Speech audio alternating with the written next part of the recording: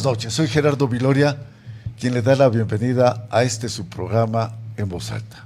Hoy tendremos la grata presencia en el estudio de un joven investigador relevante. Su nombre es Óscar Diego Bautista.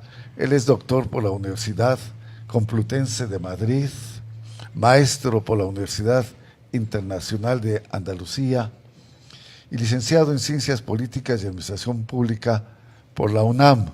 Es miembro, además, del Sistema Nacional de Investigadores del CONACYT.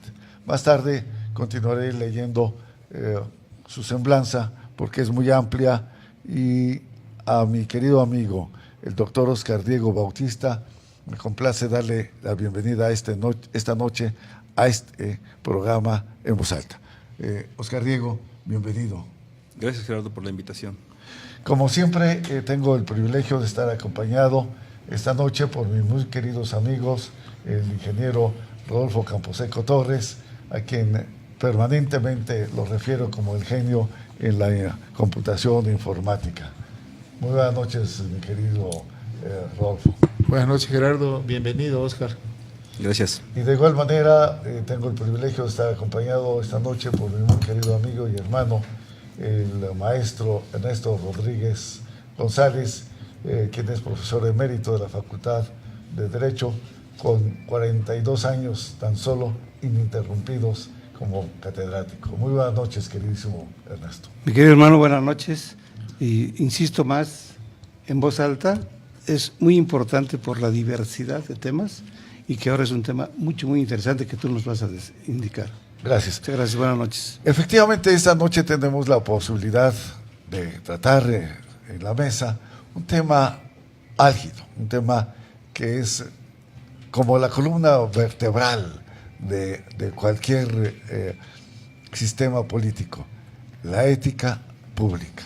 Y bajo ese contexto, yo quisiera preguntarle precisamente a nuestro muy querido amigo, el doctor Óscar Diego Bautista, ¿qué podemos entender por ética y fundamentalmente por ética pública para empezar a tratar este tema tan interesante? Claro que sí. Mira, la ética es una disciplina del conocimiento que estudia la conducta, las costumbres, los hábitos y el carácter del ser humano. Cuando una persona realiza un acto que le beneficia a sí mismo y a los demás, se llama virtud. En sentido contrario, cuando realiza un acto que le daña tanto a sí mismo como a los demás, se llama vicio. Entonces, la ética establece una clasificación en vicios y virtudes. Y dice, bueno, son las virtudes aquello que le viene bien al hombre. Ahora bien, esta disciplina del conocimiento, cuando se enfoca en la conducta de los servidores públicos, es cuando hablaríamos de la ética pública. Y aquí esto nos trasladaría a una serie de preguntas. ¿Cuál debe ser el comportamiento del servidor público? ¿Cómo se comportan los servidores públicos?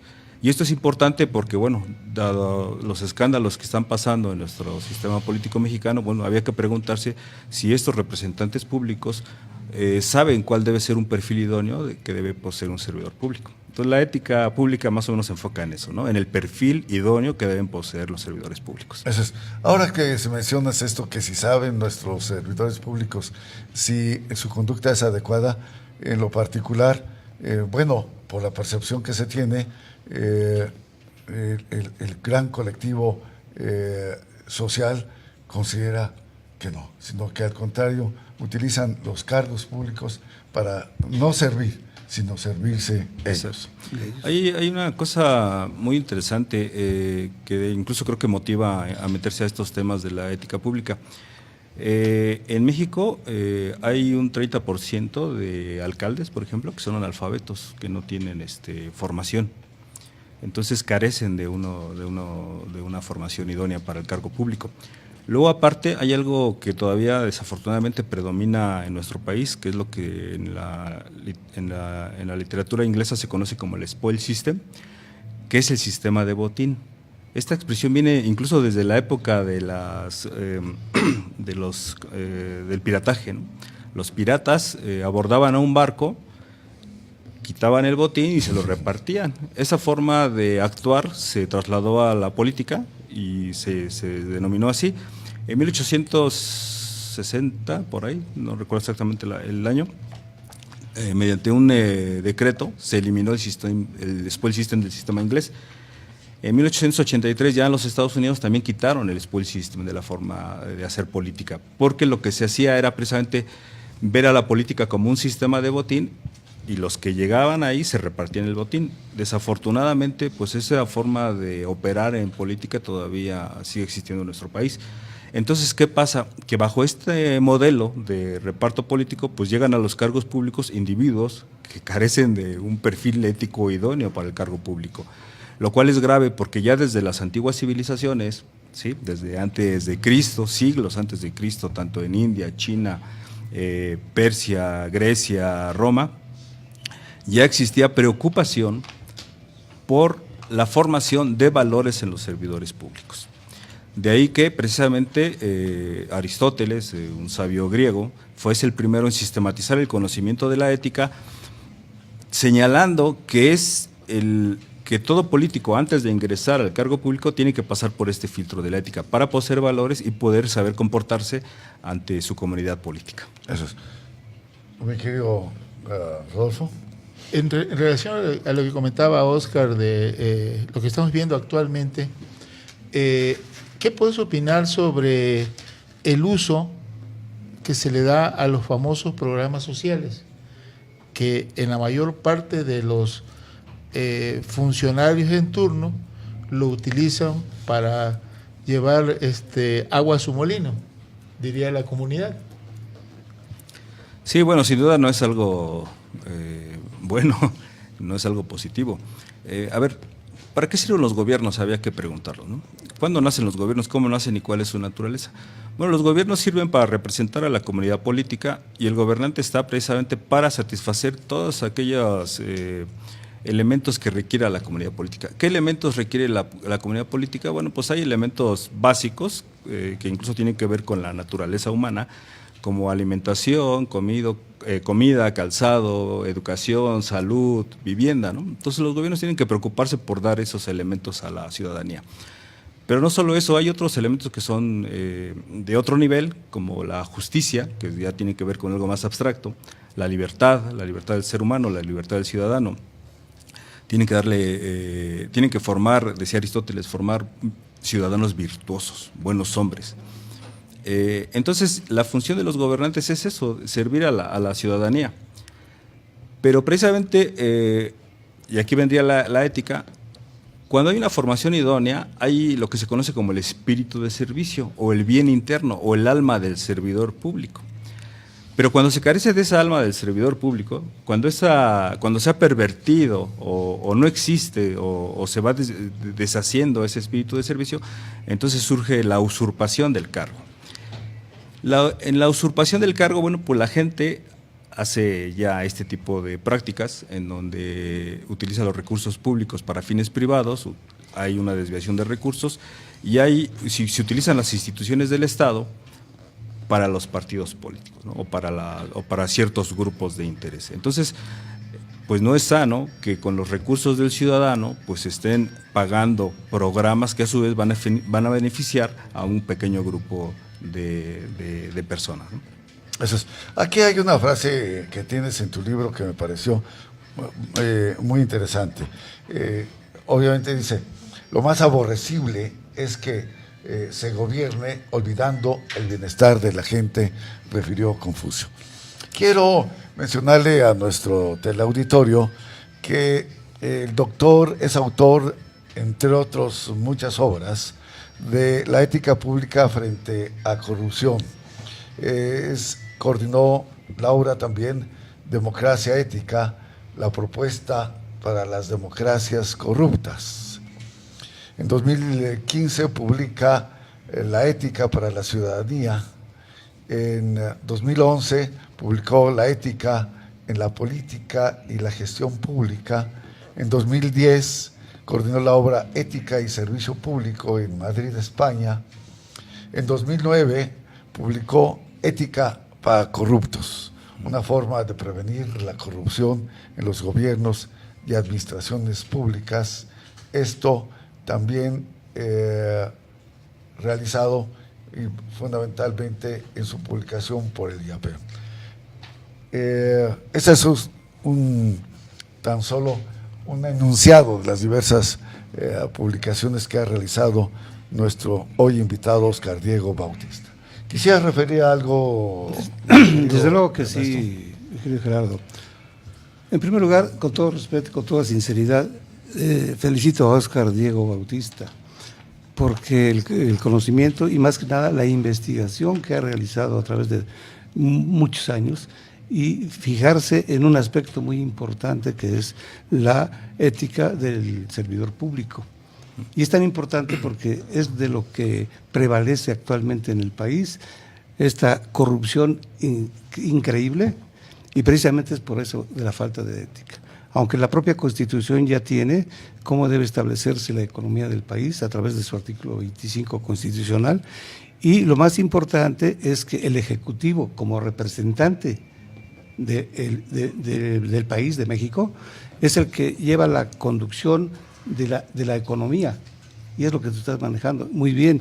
En ese sentido, entonces, sí es importante es lo que estás tú mencionando, pero la pregunta sería concretamente, ¿cómo podría lograrse que el servidor público y privado principalmente tengan un servicio realmente de ética virtuosa, de lo que tú habías mencionado hace un momento? ¿Cómo podría tener ese servicio de ética virtuosa? ¿Qué es lo que se tiene que realizar? Sí, bueno, a ver, hay varios caminos. Perfecto. La verdad es que cuando uno se mete al temas de corrupción, para empezar, el problema de la corrupción es enorme, es un monstruo. Si hiciéramos una analogía con la mitología griega, es como la hidra de 7 cabezas, ¿no? Que era un monstruo acuático, que además por cada cabeza que se le cortara, le surgían 2 nuevas cabezas. Entonces, ¿cómo acabar con este monstruo? Entonces, con el tema de la corrupción es igual. De repente sale algún caso de corrupción, se agarra a ese personaje, pero detrás de él vienen pues las nuevas cabecitas, ¿no? Los nuevos corruptitos que ha dejado, ¿no? Los hijos, ¿no? Sus seguidores. Entonces, para mí es incluso triste escuchar que hay algunos intelectuales y gente brillante que dice que la corrupción no tiene solución. Sin embargo, yo no comparto esa idea. Afortunadamente, tanto en la mitología griega viene un día Hércules, un hombre con fortaleza, con sabiduría, con valentía, enfrenta a este monstruo y lo vence, ¿no? Lo destruye. Pues de igual manera, el tema de la corrupción tiene muchas salidas. La cuestión es comprender el problema. De hecho, me viene también a la mente una frase de un investigador estadounidense que ya falleció, que decía, no es que no podemos dar solución al problema, es que ni siquiera comprendemos el problema. Entonces, si no comprendemos bien el problema, no podemos darle una solución. Pero entonces, ¿esto qué significa? Que hay que meterse al estudio del problema, al estudio de la corrupción, ver cuáles son sus causas, su origen, por qué surge, cómo surge. Y una vez que ya más o menos hemos visto todas las aristas de la corrupción, podemos ver que hay salidas. Bien, la OCDE en la década de los 90, la OCDE, para los que no lo sepan, es la Organización de Cooperación de Desarrollo Económico. En la década de los 90 hizo una investigación enorme porque en sus países miembros había una constante, que era la desconfianza de los ciudadanos hacia sus gobiernos. Y de hecho esto ya ahora es común en muchos países, ¿no? La gente no cree en sus gobiernos. Y la pregunta es ¿por qué? Y entonces vieron que por todo lo que pasa, ¿no? El desvío de recursos, corrupción, etcétera, etcétera. Y entonces se dieron cuenta de la importancia de la ética pública. Entonces sacan una serie de lineamientos, sacan un libro muy interesante que se llama Ética en el Servicio Público y sugiere a sus países miembros que vayan incorporando, para eso generan un modelo ético para los gobiernos y administraciones públicas y lo sugiere a sus países miembros para que lo apliquen, ¿sí? Entonces hay un modelo internacional, digamos, de la OCDE. Por otro lado, el Banco Interamericano de Desarrollo también saca un modelo para América Latina. Hay un organismo que se llama RICOREP, que es de América Latina, donde también sugiere una serie de medidas para el tema de la ética pública en los gobiernos latinoamericanos. No obstante, también como resultado de las investigaciones que yo realizo, y esto pues sí me da gusto decirlo, como mexicano tenemos un modelo que se llama el Sistema Ético Integral, que puede ser aplicado como una política pública para ir frenando las prácticas corruptas en México. Este modelo se enfoca en lo que sería la prevención de la corrupción, ¿sí? Porque de nada sirve que vayamos reaccionando, intentando agarrar corruptos si detrás de ellos vienen nuevos corruptos y no atacamos el problema de raíz. Rápidamente les comento que este modelo tiene ciertos componentes que serían básicos, por denominarle de alguna manera, es como el kit básico, ¿no?, de la ética pública. ¿Cuál sería el primer elemento? Contar con un consejo ético, contar con expertos en ética pública, con especialistas, con gente de probidad, con gente de conducta intachable que se sume a este consejo ético. Segundo, ¿qué necesitamos? Pues necesitamos un respaldo jurídico y para eso están las leyes de ética pública. En México no tenemos ley de ética pública, aunque hay algunos que dicen que tenemos la ley de responsabilidades, eso no es una ley de ética pública. Por otro lado, existen los códigos de ético, códigos de gobierno, generales y específicos. Tampoco, bueno, ya hemos empezado a avanzar y empiezan a surgir, ¿sí? Por otro lado, necesitamos la Oficina de Ética de Gobierno, tampoco lo tenemos. Y fíjense, aquí me voy a permitir citar un dato. En 1974, con la caída del presidente de los Estados Unidos, Richard Nixon, precisamente por corrupción, los investigadores dijeron, ¿qué está pasando en el gobierno? Y entonces, 2 años después, sacan 2 iniciativas que son muy interesantes, y una es precisamente crear una ley de ética pública y crear la Oficina de Ética de Gobierno, ¿sí? Entonces ahí tenemos otro instrumento interesante, la Oficina de Ética de Gobierno. Y luego vendría otro elemento fundamental y sería el agente ético o el especialista en ética pública. Es decir, nosotros actualmente evocamos o se evoca también el concepto de la ética, ya incluso yo lo he escuchado en algunos políticos, se evoca el concepto pero como de forma retórica o incluso demagógica, pero no se va al fondo, ¿no? Si nosotros hiciésemos la pregunta, ¿quién va a enseñar ética a los servidores públicos? En el caso del Estado de México hay más de 500,000 servidores públicos. ¿Quién les va a transmitir valores a estos servidores públicos? Pero también no se trata solo de darles una lista de valores o un decálogo de valores. O sea, por ejemplo, hay gente que habla, y esto lo digo así con experiencia, tengo un colega que se dedica al tema al valor de la tolerancia, ¿no? Y escribe sobre tolerancia, da conferencias sobre tolerancia, y el tipo es un intolerante. Entonces, en el tema de los valores es así. No basta con decir estos son los valores, sino cómo interiorizarlos, cómo hacerlos comprender y en consecuencia que actúe el servidor público, ¿no? O sea, no basta, bueno, yo veo o he escuchado ciertos servidores públicos de dudosa actuación que ya hablan de la ética, ¿no? Entonces, pues eso sería mofarse de este campo del saber, ¿no? Entonces, ese sería otro elemento. Y, por supuesto, otro ingrediente fundamental que sería es la vigilancia del servidor público. ¿Quién vigila la conducta de los servidores públicos? Tenemos servidores públicos que son soberbios, prepotentes, ¿sí?, que humillan a la ciudadanía, ¿no? ¿Quién vigila y quién sanciona a estos tipos? Y de hecho, precisamente como no hay un sistema de sanciones, pues la impunidad, ustedes sabrán que a niveles internacionales México está en los primeros en impunidad, ¿no? Cosa que no es para orgullecerse, ¿no? Entonces, más o menos ese sería como el kit básico de la ética pública. Sin duda. En este libro que escribes precisamente sobre fundamentos éticos para un buen gobierno, señalas algo que me parece muy interesante, fundamentalmente para cualquier época de la vida gubernamental, y tú lo refieres en la cultura clásica romana, en donde quienes ejercían la política con ética se tenía que referir que ellos tenían decoro. El decoro. Sí. ¿Qué puedes decirnos al respecto? Sí, a ver, la política para los clásicos va asociada a la educación. El hombre político es el hombre educado, es el hombre culto, es el hombre con sentido de pertenencia, es el hombre virtuoso que se preocupa por su comunidad política. Estos hombres virtuosos, ¿sí?, tenían que destacar en probidad, tenían que destacar en prestigio, ¿sí? Y hay un concepto muy bonito y lo voy a asociar con el presente por el tema de las campañas. En la antigüedad, aquellos hombres que aspiraban a un cargo público tenían que demostrar que su conducta era intachable. Y esa forma de demostrarlo lo hacían a través de los símbolos. Y hay un símbolo que es muy bonito, que es el color blanco. El blanco es pureza, ¿sí? Entonces estas personas se ponían una túnica blanca, ¿sí?, y entonces decían, yo soy un hombre pulcro, un hombre blanco, un hombre sin mancha, ¿sí? Este símbolo se traduce en una palabra que es candidez. Un cándido es una persona blanca, pura, ¿sí? De la palabra cándido viene la palabra candidato. Los candidatos en la antigüedad eran hombres puros, eran hombres blancos, eran hombres sin mancha, ¿sí? Y bueno, lo curioso es que el concepto como que se ha tergiversado, ¿no? Hoy en día los candidatos, pues hay unos de dudosa reputación y ya no andan de blanco, ¿no? Sino de negro muchas veces. Sí, yo percibo, perdón que interrumpa, pero yo percibo algo muy importante con todo lo que nos has expresado. Una cosa es el conocimiento y la teoría que uno tiene y la práctica que puede, o la escuela, la conducción que se debe dar a los servidores públicos, y totalmente diferente es la práctica. No, pero él ha sí. señalado precisamente Sí. por eso lo que debería de tenerse, que tenemos ausente en nuestro sistema, y lo refirió muy claramente, Así es. una Así es. serie de enunciados. Pero yo quiero cerrar esto con lo que están diciendo, porque efectivamente hacen falta este tipo de leyes, pero para que se apliquen. Bueno, si la ley no hace falta, la ley está.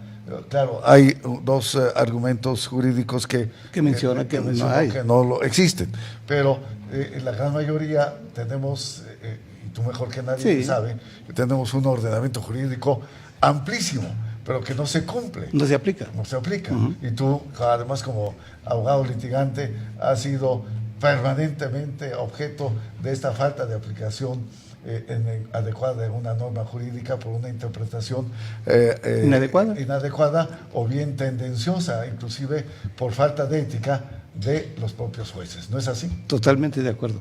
¿Algo que querías decir? Bueno, es que aquí, parafraseando a Héctor Lechuga y Chucho Salinas, hablaríamos de simplificación administrativa, ¿no? En su época con Miguel de la Madrid, ¿no? Cuando inicia se pone de moda renovación moral de la sociedad, planeación democrática, etcétera, y que finalmente ahí se quedan, ¿no? O sea, y sacan una obra de teatro que se denominó La corrupción somos todos, ¿no? Sí, Eso fue la parte, digamos, de la chunga, ¿no? Bueno, en ese sentido me gustaría destacar, ya vinculando el tema de la ética pública, con precisamente su antítesis, ¿no? Es la corrupción. Sí. Cuando los valores se ausentan del servicio público, de inmediato los antivalores aparecen. Y entonces es ahí donde viene la corrupción. Miren, aquí hay un dato interesante.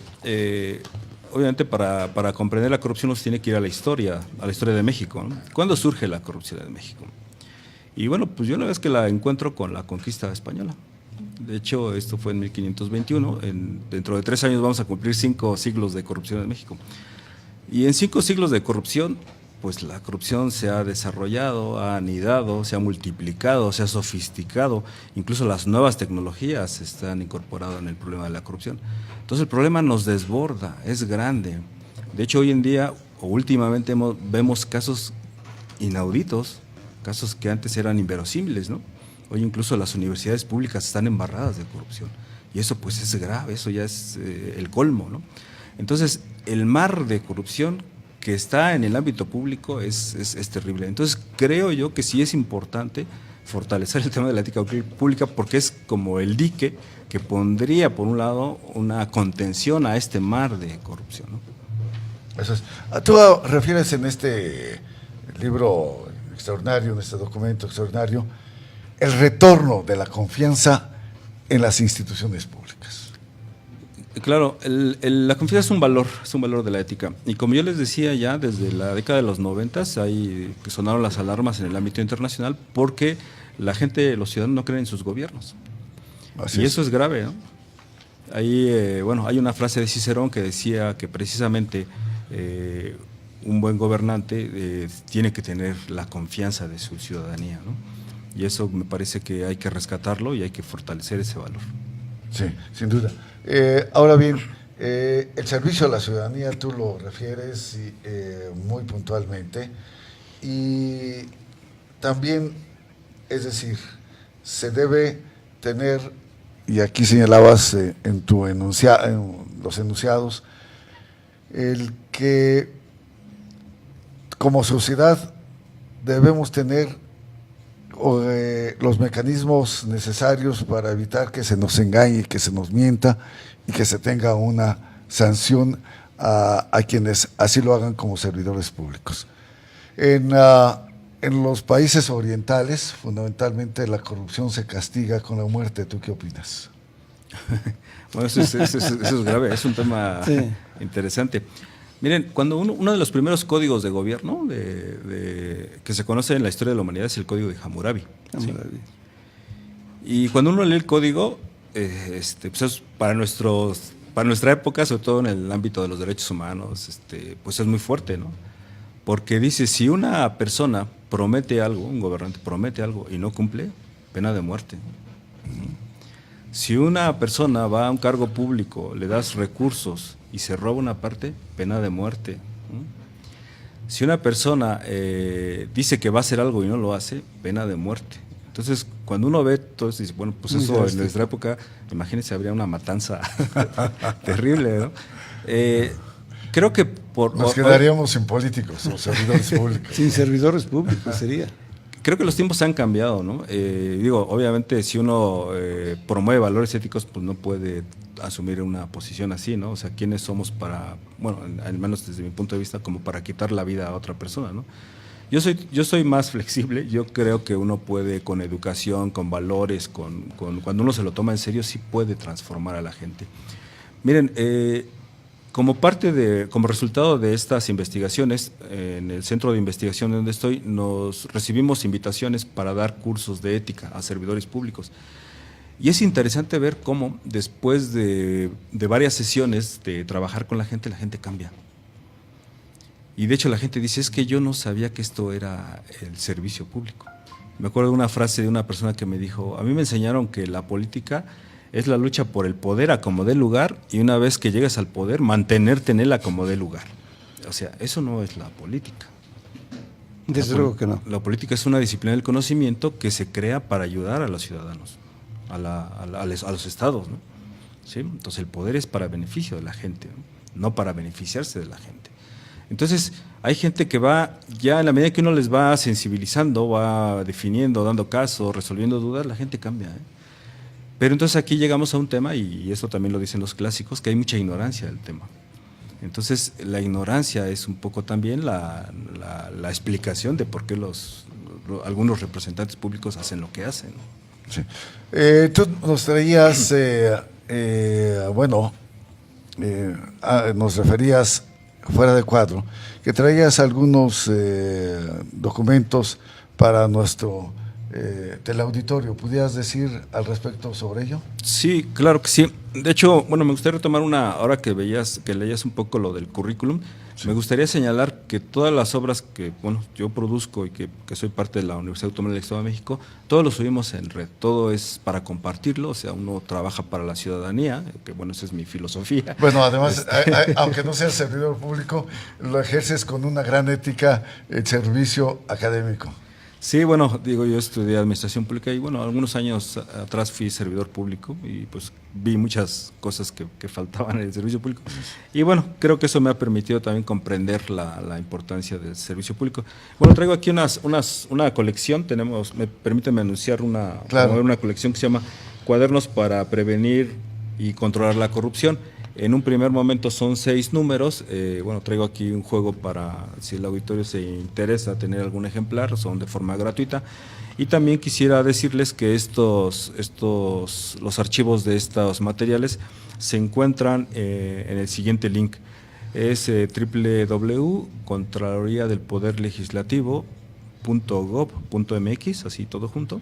¿Podrías repetirlo para que tome nota nuestro teleauditorio? Claro, www.contraloriadelpoderlegislativo.gov.mx/publicaciones.html. He de señalar que, bueno, uno como investigador también tiene que buscar financiamiento para las publicaciones. En este caso, el Poder Legislativo del Estado de México nos financió, sacamos esta edición y bueno, pues nosotros pues obviamente sería absurdo que nosotros vendiéramos estas publicaciones, es para la gente que esté interesada, ¿no? Muy bien. Antes de concluir rápidamente, ¿alguna pregunta? Sí, aquí me llama la atención, la ética es fundamental, desde luego, pero también el ciudadano en algunos casos, como se han presentado los problemas en el país y tanta corrupción, quieren exigir de alguna manera lo que le corresponde al Estado dar en servicios. Y como no lo hacen, por eso hay tantos conflictos, y también parte de la ciudadanía que se comporta de alguna manera distinta con el servidor público, y ahí es donde chocan. Y el chocar, entonces el servidor público ya actúa de otra manera distinta. Muy bien. ¿Qué te parece que este tema, que me parece interesante, lo pudiéramos tocar en otra ocasión, solicitando la amable presencia de aquí de Óscar Diego, para que nos hable fundamentalmente, precisamente, en torno a los 100 años de corrupción en México, como una, a partir de la era posrevolucionaria, o en estos 500 años, como él señala, y también algo que me parece muy interesante, que son las reflexiones en torno a la creación del Sistema Nacional Anticorrupción. Perfecto. ¿Te parecería adecuada una invitación más a compartir Sí, con todo nosotros, gusto, mi con todo querido gusto. Óscar? Sí, Bueno. claro que sí, con todo gusto. Pues aprecio mucho la fineza de tu presencia esta noche aquí en este programa en voz alta, mi queridísimo doctor Óscar Diego Bautista. Pues muchas Mil gracias, Gerardo, por la invitación y ustedes por acompañarme. Y como siempre, mil gracias a mi queridísimo y nunca bien ponderado Rodolfo Camposeco Torres, y de igual manera a mi muy querido amigo y hermano don Ernesto Rodríguez González. Muy Y buenas noches, gracias. a ustedes, nuestro muy querido teleauditorio, su amigo Gerardo Viloria les agradece el haber estado con nosotros en este su programa, en voz alta. Que tengan la mejor de las noches y el mejor de los descansos. Mil Igualmente, gracias. buenas noches. Bueno.